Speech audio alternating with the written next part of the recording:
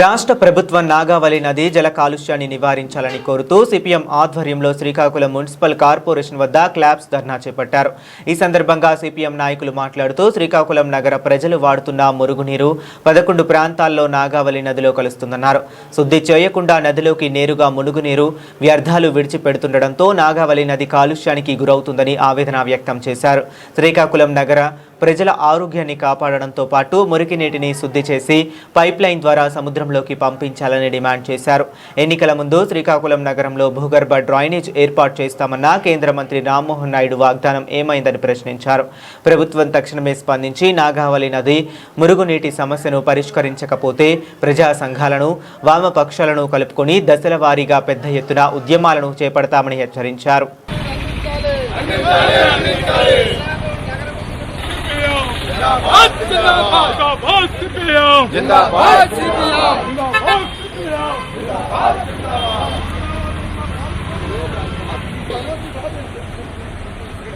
పట్టణ ప్రజలకు మంచి ఇవ్వకపోవడం సిగ్గు సిగ్గు శ్రీకాకుళం పట్టణ ప్రజలకు సాగునీరు ఇవ్వకపోవడం సిగ్గు సిగ్గు శ్రీకాకుళం పట్టణ ప్రజలకు సురక్షితంగా స్పందించాలి.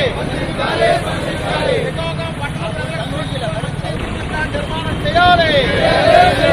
శ్రీకాకుళం పట్టణ ప్రజలకు సురక్షితంగా మంచి ఇవ్వాలి. శ్రీకాకుళం పట్టణానికి గుర్తించాలి.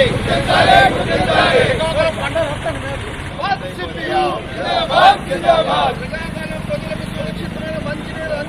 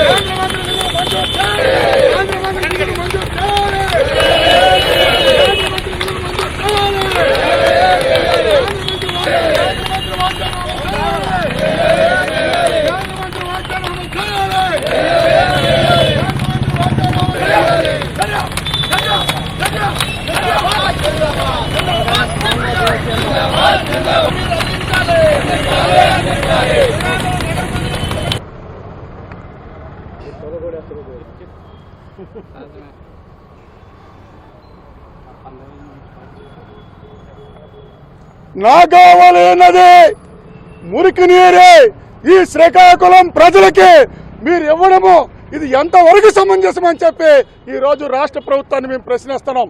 ఈ రోజు నాగావళి నది జల కాలుష్యాన్ని నివారించాలని నగరవాసులు ప్రజా ఆరోగ్యం కాపాడాలని అండర్ గ్రౌండ్ డ్రైనేజ్ సిస్టాన్ని ఏర్పాటు చేసి మురికి నీరుని శుద్ధి చేసి సముద్రానికి పంపించాలని కోరుతూ ఈవేళ శ్రీకాకుళం నగరం మున్సిపల్ కార్యాలయం వద్ద క్లాప్స్ ధర్నా నిర్వహించడం జరిగింది. ఈ ధర్నా కార్యక్రమంలో పాల్గొన్న వాళ్ళకి ముందుగా అభినందనలు తెలియజేస్తున్నాం. ఈరోజు ఈ శ్రీకాకుళం నగరవాసులు మన కేంద్ర మంత్రి రామ్మోహన్ నాయుడు గారికి ఒక ప్రశ్న అడుగుతున్నారు. అయ్యా, మీరు ఎన్నికల ముందు భూగర్భ డ్రైనేజ్ చేస్తాము, మురికి నీరు శుద్ధి చేసి సముద్రాన్ని పంపిస్తాము, శ్రీకాకుళాన్ని సుందర నగరంగా తీర్చిదిద్దామన్నారు. 3 సార్లు ఎంపీగా అయినారు, ఒకసారి కేంద్ర మంత్రిగా అయినారు. మీరు ఎందుకు నిధులు కేటాయించి ఈవేళ శుద్ధి చేయడం లేదో ప్రజలకు మీరు సమాధానం చెప్పాలని అడుగుతున్నారు. మీరు మౌనం వీడి ప్రజలకి సమాధానం చెప్పాలని చెప్పి కోరుతున్నాం.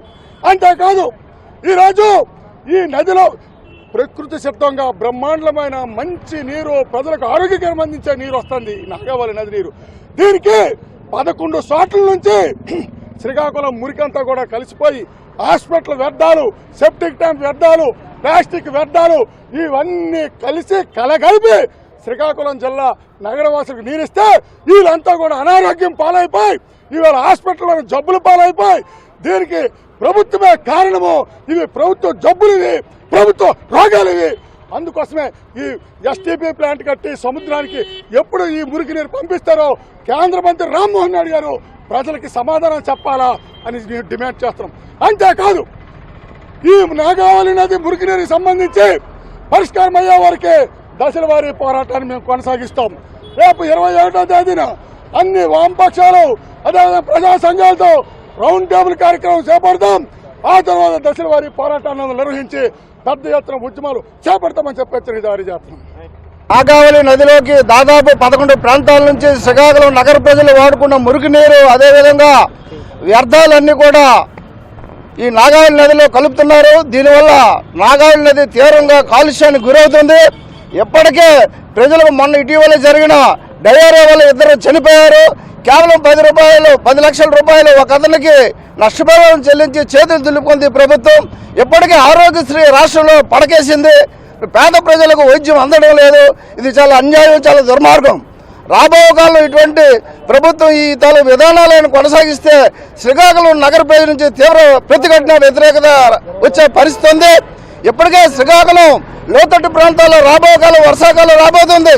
నగర ప్రజలు నీటి ముంపు సమస్య ఎదుర్కొనే పరిస్థితి ప్రమాదం ఉంది. అనేక దఫాలుగా కమిషనర్ గారికి, ఎమ్మెల్యే గారికి అనేక వినతి పత్రాలు ఇచ్చినప్పుడు కూడా ఈరోజు కాలువలకు కానీ, రోడ్లు కానీ, తర్వాత మురికి నీరు శుద్ధి చేయడానికి కానీ ముందుకు రావడం లేదు. ఈ మురుగునీరు శుద్ధి చేయని పక్షంలో రాబోయే కాలంలో ఈ పోరాటం మరింత తీవ్రతరం చేస్తామని సందర్భంగా హెచ్చరిస్తున్నాం.